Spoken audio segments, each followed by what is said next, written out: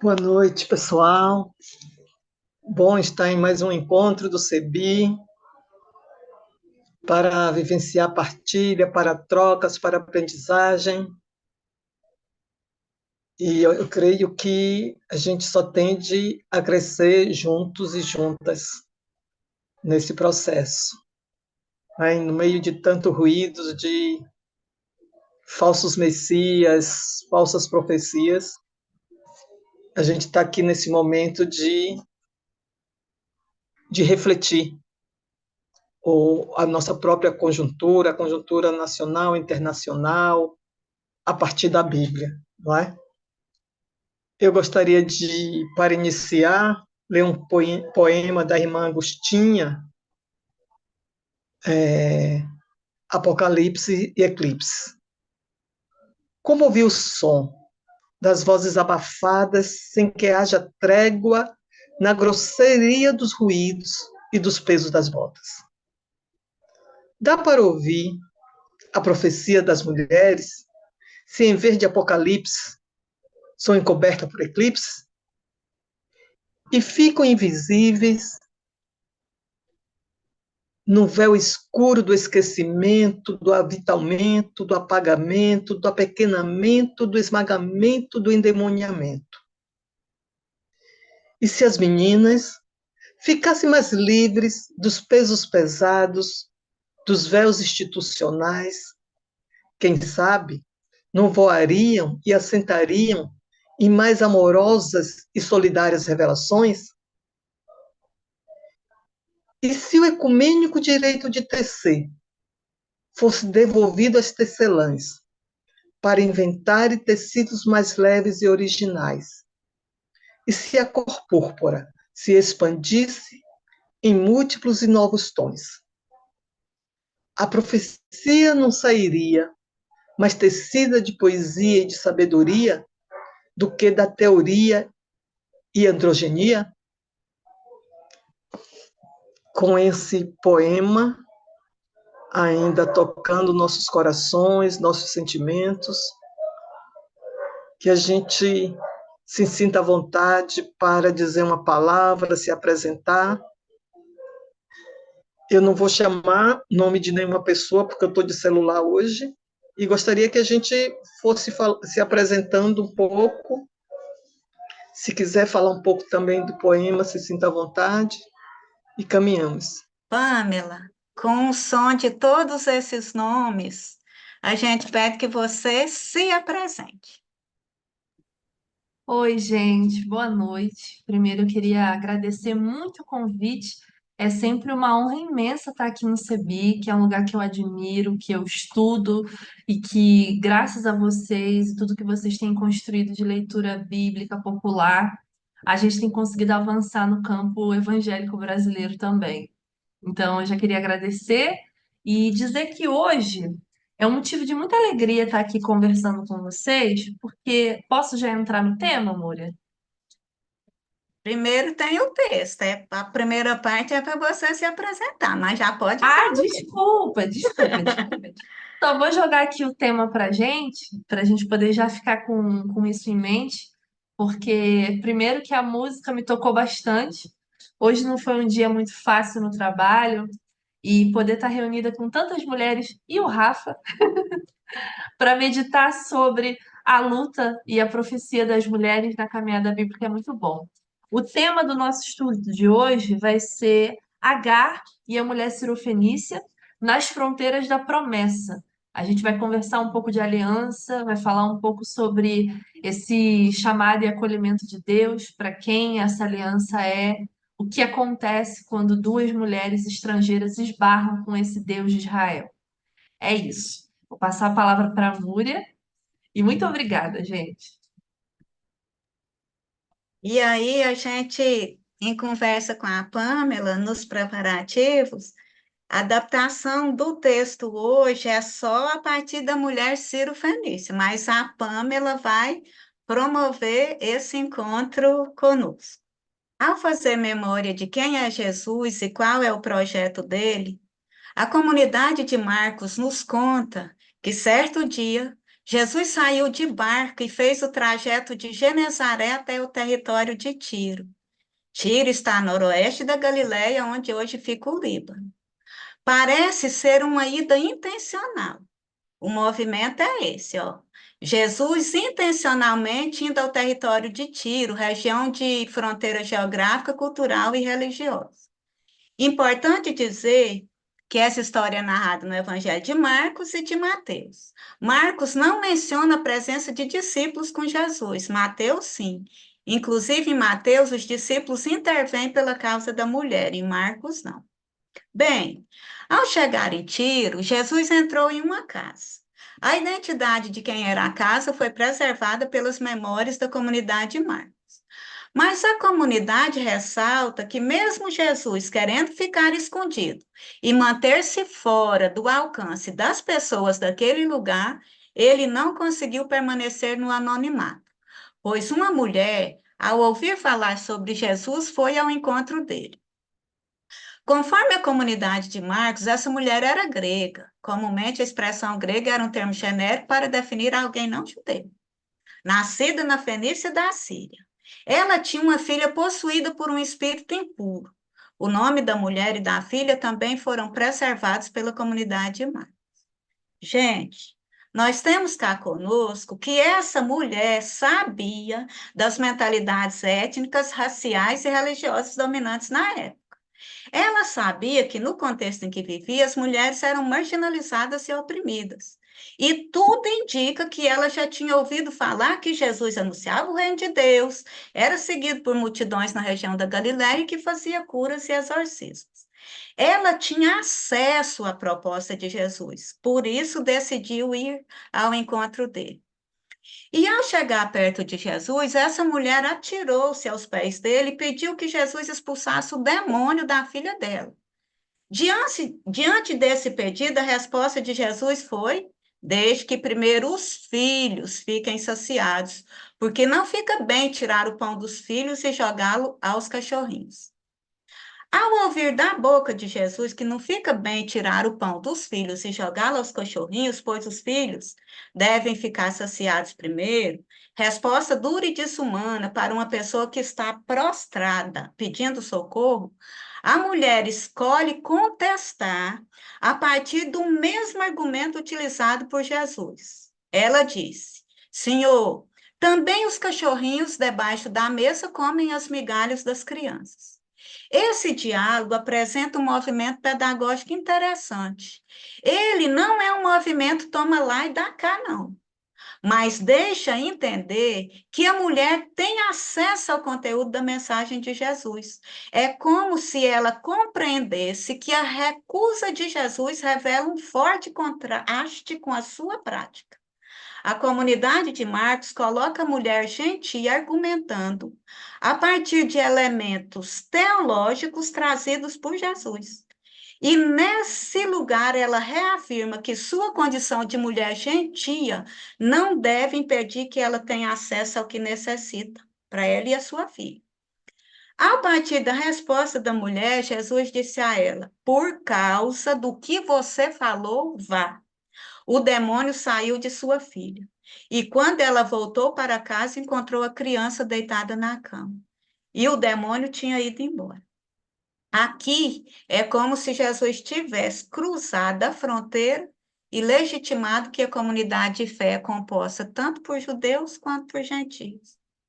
É como se a comunidade de Marcos quisesse nos ensinar: parem de hierarquizar relações e colocarem-se em primeiro lugar no direito de acesso a Jesus. As pessoas gentias também têm direito aos benefícios de Deus, elas não são cristãs de segunda categoria, não. Digamos assim. Mas no reino de Deus tem igual dignidade. Além disso, parece que a comunidade também quer nos ensinar. Revejam suas concepções sobre o papel das mulheres nas comunidades, pois aqui a dignidade da mulher foi reafirmada no movimento de Jesus. Gente, primeiro, né, falando aqui um pouco do que eu quero trazer para vocês hoje, para a gente poder conversar e dissecar esse texto juntos e juntas, né? Eu sou historiadora da religião e sou uma mulher cristã protestante, né, progressista. Eu tenho uma familiaridade com a teologia mais pentecostal, porque vem do meu território. Eu venho de favela no Rio de Janeiro, Morro Azul. Então a gente está acostumado com essa teologia que se faz mais no corpo, né? E quando eu trouxe a proposta de falar da mulher cirofenícia e de Agar, e aí agradeço a palavra da amiga de Vitória da Conquista, da Regina, porque ela trouxe um ponto central. Ambas, tanto Agar lá no Velho Testamento, em Gênesis, quando ela passa por toda aquela situação de Abraão tá querendo viver aquela promessa que Deus coloca na vida dele, você vai ter uma nação numerosa e etc. E aí existem subterfúgios para realizar essa promessa que são colocados ali por Sara. A Sara fala: eu sou velha, meu marido é velho, a gente não vai conseguir ter filho, então eu vou aqui oferecer a minha serva. E a gente sabe que ali não tem uma opção para essa serva dizer que não, então já começa daí. Você oferece essa serva para que ela possa gerar então esse filho da promessa. Que muita gente costuma dizer que não é da promessa, né? Porque não é gerado por Sara, porque não vem ali da origem, né, de Abraão, no sentido de uma família que adorava Javé, a gente está falando de uma serva egípcia. Então Agar se vê naquela situação de ser empurrada para essa promessa, que a princípio não se dizia a respeito dela, mas que a gente vê, de acordo com a leitura do texto, que ela vai se tornar uma mãe abençoada, que é vista por Deus e que também vai fazer parte dessa aliança. E quando a gente vai lá para o Novo Testamento, a gente também está vendo uma outra mãe que tem uma filha que está em situação, né, vulnerável com esse espírito, e Agar com Ismael expulsos ali da comunidade de Abraão, para deixar ali no relento no deserto. E eu gosto de trazer isso porque eu acho que essas duas mulheres, elas fazem uma ponte sobre uma promessa que foi restrita não por Deus, mas por uma condução humana. Por que que eu estou falando isso para vocês? A gente leu agora o texto de Marcos e Jocely falou muito bem. Nossa, meu Deus, eu não consigo entender o que que deu em Jesus, que ele olhou para aquela mulher estrangeira e falou: Ah, então, a gente não dá migalha para cão e é isso aí, vai para casa, tome sua bênção. É importante a gente ver que no texto anterior desse capítulo, lá em Marcos, Jesus está dando um sermão aos fariseus. Ele começa a apontar todas essas tradições que são levantadas pelos fariseus e que corrompem o que ele chama de palavra de Deus, que é essa religião que se preocupa com o que sai de dentro da pessoa e não com o que está do lado de fora, né? O texto ele vai dizer que Jesus está lá com os seus discípulos e aí os fariseus começam a apontar: como é que você deixa os seus discípulos comerem dessa forma impura? Eles não lavam as mãos, eles comem de qualquer jeito, isso de acordo com a lei é errado. E aí Jesus condena esses fariseus falando: olha, mais importa o que sai de dentro, porque o que está de fora não contamina, mas é o que está dentro e o que sai é que mostra se a pessoa está contaminada ou não. E logo em seguida vem uma mulher estrangeira, ele tem a oportunidade de ser o quê? Como é que a gente fala? Coerente com o seu discurso, e aí ele, não, a lei não é para. A gente não está lidando com você ainda. Primeiro é essa nação de Israel, depois é estrangeiro, se sobrar, e entra nesse pequeno conflito. Mas isso pode ser resolvido para nós hoje quando a gente olha para a promessa que Deus estica também para Agar. E eu gosto de falar de Agar porque Agar é essa mulher que está no contexto de Gênesis. Que período é esse? Quando a gente lê o texto de Gênesis, quando que ele foi escrito? Como que ele foi organizado? É uma trajetória de um povo que tem esse encontro com esse Deus, que tem vários nomes, que se apresenta de muitas formas, e de repente a galera entra num consenso de chamar esse Deus de Javé. Quando que acontece isso? No período pós-exílico. Então, é muito interessante quando a gente lê as histórias de Gênesis, que a gente sempre vai ver um jeito carinhoso, acolhedor de Deus com os estrangeiros, com os oprimidos, Mas, ao mesmo tempo, no Velho Testamento, a gente vai ver uma série de textos que incitam a violência contra o povo estrangeiro. E aí a gente sempre fica naquela dúvida: meu Deus, o que está acontecendo aqui nesse texto? Como é que eu explico isso aqui? O Deus que, ao mesmo tempo, enxerga Agar, vê Agar naquela situação, quando Sara expulsa ela do acampamento e leva o filho para o meio do deserto, Deus a vê, mas ele fala ao mesmo tempo antes para ela: seja submissa à sua senhora. Então continue no jugo da opressão. Eu estou vendo a sua opressão, mas você precisa ser submissa. Como é que a gente organiza essas disparidades no texto? Que tipo de mensagem é essa? Será que Deus está do lado dessa perpetuação de opressão? Eu acho que não. E o que explica isso para nós é que nessa caminhada do povo hebreu, conhecendo e se relacionando com Deus, principalmente depois do exílio, a gente vai ter uma noção de institucionalizar a religião de Israel, unificar. Os sacerdotes vão ter todo um trabalho de unificar esse povo, e nisso vai entrar todas essas passagens que vão validar a excludência desses estrangeiros. Então, você não pode se casar com estrangeiro, você não pode se misturar com esse povo, você não pode adorar outros deuses. Mas uma coisa que ficou marcante na trajetória de Agar, como uma mulher estrangeira, uma serva egípcia, que não fazia parte desse processo, nessa caminhada a gente tem Abraão, sai de Ur, se encontra nessa missão, é chamado para fora, tem essa promessa, e essa mulher que está completamente fora desse destino, que está na fronteira dessa promessa, mas que é abraçada por esse Deus que a vê no momento de sofrimento, que ela é expulsa do arraial que ela estava por Sara, né? Então, assim, é interessante observar como que essa mensagem de aliança e como que essa mulher oprimida nesse lugar de exclusão conseguiu fazer com que a memória dela fosse lembrada, inclusive, por sacerdotes que não queriam que o povo de Israel se misturasse com outros povos. Mas ainda assim a memória dela persistiu no texto. Então, acho que isso é um ponto interessante da gente olhar essas personagens bíblicas que, apesar de toda a circunstância do cenário que ela está inserida, a memória, a luta dela pela sobrevivência, o clamor dela e de Ismael foi registrado nesse texto e permaneceu para as próximas gerações.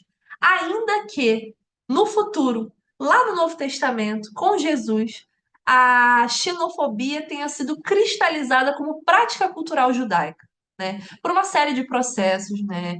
Seja lá do paganismo, da cultura helenística, mas também de Samaria. Mas como pode uma aliança que se estendeu para outras comunidades através de Agar, nesse Deus que a viu, e de Ismael, ter sucumbido a ponto do próprio Messias olhar para uma estrangeira e falar: não, não tem lugar para você aqui. E aí eu acho que esse comportamento de Jesus apontado ali no texto de Marcos, ele traz justamente essa possibilidade de discussão teológica de mulher. E Jesus é famoso por isso. Ele conversou com a mulher samaritana no mesmo pé. Ela também trouxe apontamentos para ele na fala dele. Ela também construiu com Jesus esse fazer do evangelho que possibilitou o contato com outros povos, assim como a mulher cananeia. Então, uma aliança que estava restrita e que foi fabricada dessa maneira, muito pelo interesse do império, do reino de Judá e toda a restauração do templo, etc., ela não deixou morrer essa personagem que era tão pequenininha, mas que teve um impacto tão grande no sentido do aumento dessa aliança para as pessoas. E aí eu fiquei me perguntando, então, o que que é essa aliança? Se a aliança não é a circuncisão, porque a circuncisão já era uma coisa muito comum entre as tribos nômades que rodeavam ali Abraão, era um costume muito corriqueiro de algumas aldeias ali, de outros povos. Então, essa circuncisão ela não representa uma aliança com Deus. Se ela também não é ser linhagem direta ou ser considerado da nação de Israel, o que que essa aliança significa para nós hoje? Eu tenho para mim que essa aliança, que se concretiza também em Jesus, ela é uma reconciliação, é um caminho que Deus vai traçando de mão dada com a criação, e não só com a humanidade, né? A gente tem sempre essa visão de que a humanidade está no centro da discussão, mas o plano, né? Toda essa construção divina, ela também está toda costurada com a criação. Isso significa que dentro desse projeto de evangelho, dentro desse reino de Deus, quando quebram também as hierarquias, significa que a nossa relação com a criação não vai ser mais também de dominação. E eu pensei muito a respeito disso, porque vocês devem ter acompanhado lá nessa passeata que teve na Paulista do Bolsonaro. Teve várias pessoas com a bandeira de Israel. Teve gente que botou até um pentagrama no lugar da estrela de Davi da bandeira. Eu não sei se vocês viram, que o pessoal não sabe que a estrela tem 6 pontas, botou de 5 lá e seguiu a passeata. E aí parece que um jornalista entrevistou duas senhoras que estavam na Paulista, embrulhadas assim com a bandeira de Israel. E aí ele pergunta: Mas por que que você está com a bandeira de Israel? Aí ela, porque Israel é cristão, sabe? Aí ele, não, Israel não é cristão, Israel não acredita em Jesus, não tem isso. Para eles o Messias não chegou e tal. E aí ela, não, porque Israel não é comunista e eles têm um pensamento igual ao nosso. E o que que é interessante disso tudo? A gente aprendeu que essa aliança ela está totalmente atravessada no governo, na nação de Israel, mas em nenhum momento no Antigo Testamento Deus fez essa colocação, nem para Abraão, nem para Sara, muito menos para Agar. A promessa era de um povo muito numeroso, de nações e etc. E elas estão ali naquele território, no território inclusive da mulher cananeia que se apresenta para Jesus, né? Quando Deus fala lá em Gênesis para Agar, ele mapeia o lugar, ele fala de Ismael. Ismael que é o que? Deus me ouviu, ouviu a minha opressão. O nome de Ismael já é uma promessa que Deus faz com os excluídos e com os oprimidos. Então, se tem uma aliança que Deus deixa clara no Velho Testamento, é a aliança desse povo que está sendo oprimido e que está sendo marginalizado.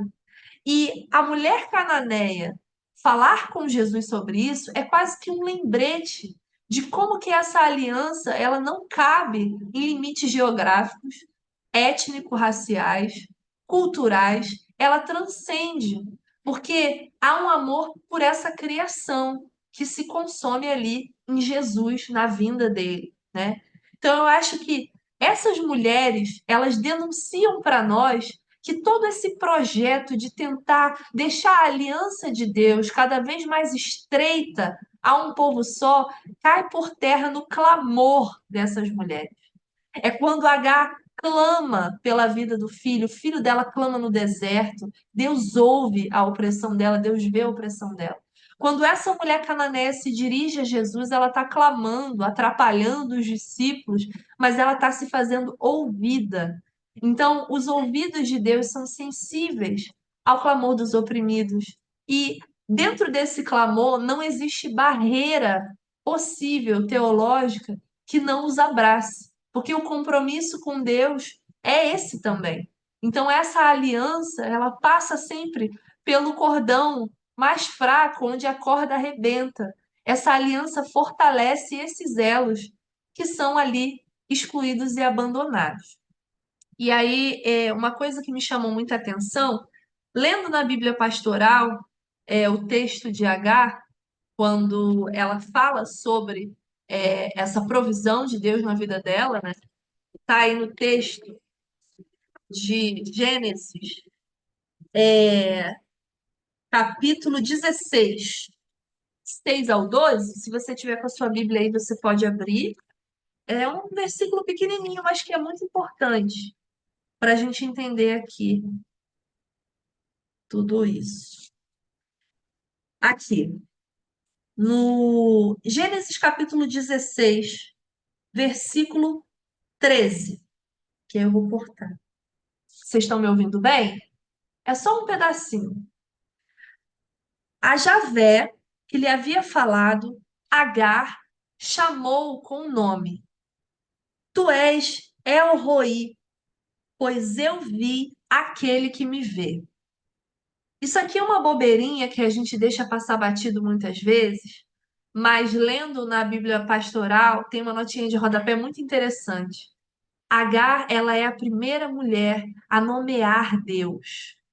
Num momento em que todo o rolê pós-exílico quer fechar Deus em Javé, ela já deu nome para esse Deus que a viu. Então, Agar, ela não era uma pessoa qualquer aleatória. A gente só chama pelo nome, só dá nome àquilo que a gente conhece, não é verdade? Eu não posso dar nome para uma coisa que eu não conheço, que eu não tive contato. Então, uma mulher estrangeira foi abraçada por um Deus que, anos e séculos depois, tentaram dizer que era exclusivo e que só cabia num templo. Mas essa mulher egípcia, ela conseguiu ver e nomear esse Deus que não tinha nome. Ela deu nome. Uma mulher invisível, invisível para a sociedade que ela estava inserida. Mas ela conseguiu ser vista e viu também esse Deus e deu nome a ele. E aí, já me encaminhando aqui para o final, e para nossa dinâmica, né, Múria? Tá tudo certinho, né? Eu queria propor para vocês hoje, como a gente está falando sobre essa questão de aliança e de pessoas que são invisibilizadas, como, por exemplo, nesse conflito que a gente está vivendo agora da Palestina e de Israel, que é um terrorismo de Israel em cima da Palestina, por mais que a nossa população cristã continua insistindo no fato de que Israel tem direito, porque foi proclamado lá no Antigo Testamento que é a terra dele. Não é verdade. A gente viu que não é verdade. Essa aliança está estendida a todos os povos. É preciso que a gente olhe também para momentos da nossa vida em que a gente foi invisibilizado de alguma maneira, porque isso dói, porque isso mexe muito com a nossa subjetividade. E aí eu queria propor nessa dinâmica, que é nomear o invisível. Eu botei esse nome. E aí vocês vão se dividir em grupos e eu queria pedir para que vocês refletissem no momento da vida de vocês que vocês se sentiram assim como H, sabe? Invisível. Parece que ninguém está me vendo, eu estou num momento de sofrimento, eu passei por uma situação e não tem ninguém por mim. Mas que Deus te contemplou de alguma maneira. E eu queria que você pensasse aí com o seu grupo qual nome você daria para Deus nesse acontecimento que ele te contemplou quando você não era visível para ninguém. E depois, quando a gente voltar no grupo, a gente vai descobrir esses novos nomes de Deus e lembrar dessas memórias. Pode ser? E aí agora a gente partilha, começando com a sala 2 ou grupo 2, pelas experiências cotidianas de vocês, que nomes de Deus apareceram. Grupo 2 somos nós? Isso, o grupo que tem a Amélia, Ana Selma, É. Cidinha, Glória, essa galera toda aí. Então, pronto. Como eu fiquei responsável de iniciar a conversa, né, aqui da a nossa partilha, é muito complicado a gente falar em 2 minutos a riqueza que foi a partilha dos grupos, né? Mas, assim, algumas coisas eu anotei que eu acho que vale a pena a gente ressaltar, né? Que a invisibilidade não é só uma questão individual, mas é das mulheres no seu conjunto, né? Aí diz que hoje está mais sutil, que essa sutileza também é uma forma muito perigosa dessa invisibilidade, né? Porque quando uma coisa é mais explícita, a gente rebate com mais facilidade, né? E uma coisa que também foi dito no grupo, que a gente falou muito da... Porque ser mulher no espaço, principalmente eclesial, torna todas nós mulheres muito invisíveis, né? Mas no grupo também foi dito que a pior forma de invisibilidade é quando outras mulheres nos invisibilizam, né? Que isso é mais dolorido, né? E eu achei muito interessante que no grupo também foi dito que uma pessoa deixou de ser freira porque o ser freira era ser a extensão do braço do padre. né? Então, é uma forma dessa invisibilidade. E os nomes.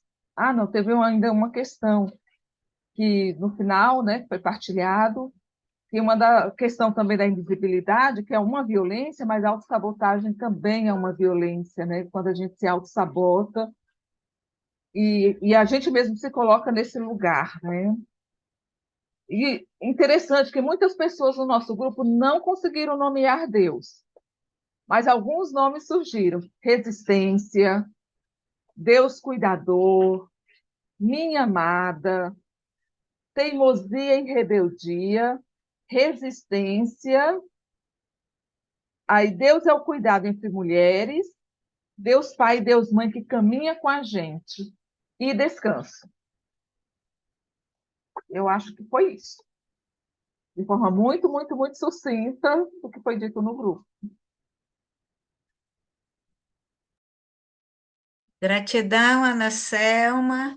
Então, alguém do grupo quer trazer mais algum elemento ou se sente contemplada na fala da Ana Selma?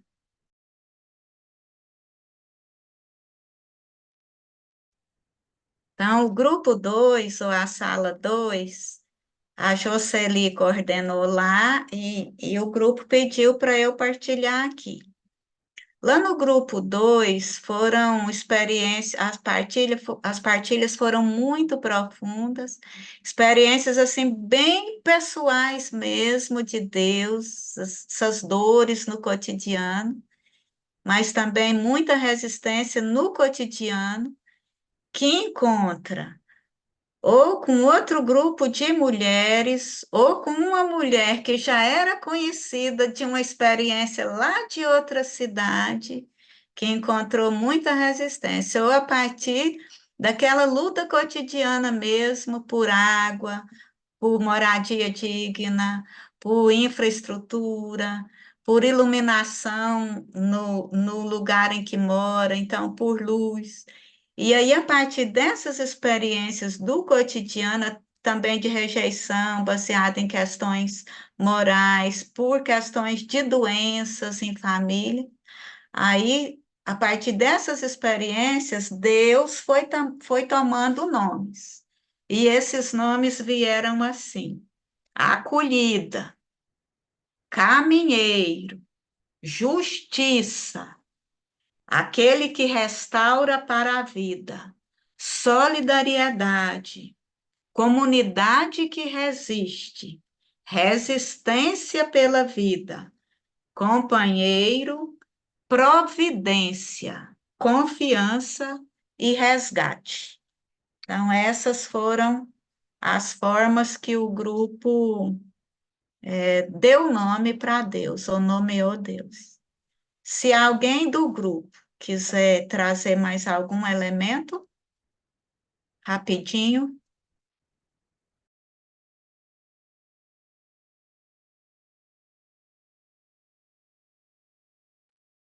Então, parece que não. Pamela, a partir do que você escutou, o que você meio que emenda diálogos conosco ou tece diálogos conosco? Bom, eu fiquei primeiramente assim muito feliz de participar dessa experiência, porque como eu estou sempre no campo evangélico, eu não tinha dimensão que as minhas irmãs católicas viviam essa invisibilidade também. Porque a nossa imagem do campo católico é outra, completamente diferente, né? É um lugar muito masculinizado. Então, só de pensar o quanto que vocês trabalharam, se dedicaram, bem feito, né? Tudo isso.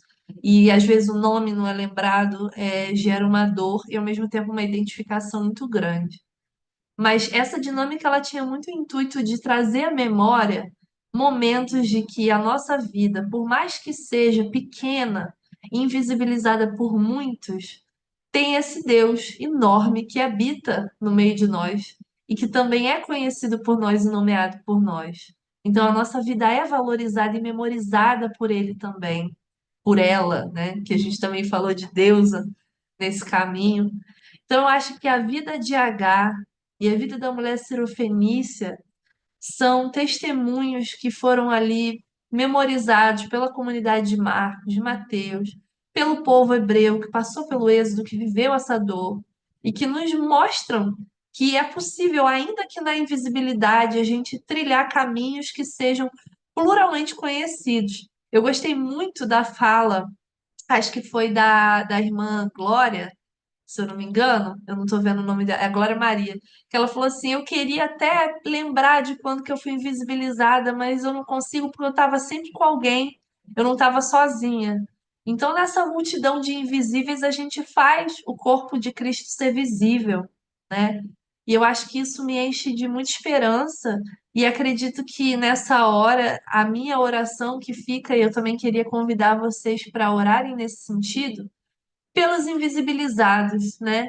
Que apesar de não serem vistos, são lembrados por Deus e que também devem ser lembrados por nós e acolhidos também, para que a gente possa ser um nome de Deus na vida de alguma pessoa que está precisando também.